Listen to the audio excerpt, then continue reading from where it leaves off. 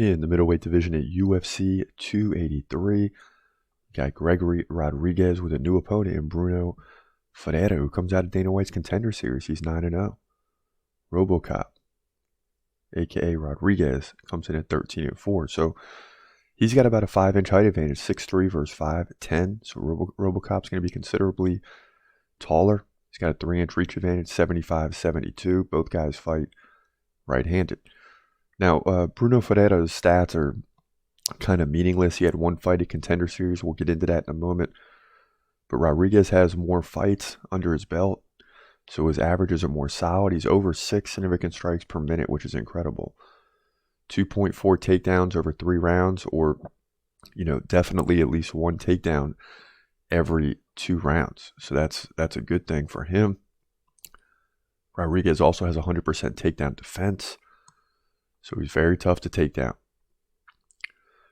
Now, over the last 5 fights, he's done pretty well, right? I mean, he suffered some losses, or at least one loss when he came into the UFC, then won 2. Lost to Armen Petrosian, so you're like, oh boy. Then he came back and beat Julian Marquez by knockout, and Chidi Njokuani by knockout. So he's 4-2 in the UFC and seemingly getting his footing now. Now, Ferreira, on the other hand, again, stats meaningless, but he did beat Leon Aliu by knockout at the Contender Series. He did this in about 1.5 minutes.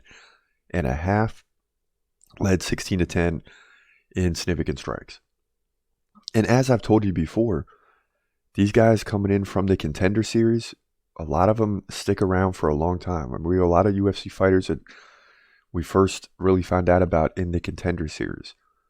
But in situations like this, where Brunno Ferreira is coming in facing a guy like Gregory Rodrigues, this is like 3 or 4 levels up. If they come in and just get a regular fight, they're most likely to win. And maybe they see something in Brunno Ferreira that says, hey, he can beat RoboCop, but I'm going to have to see it to believe it.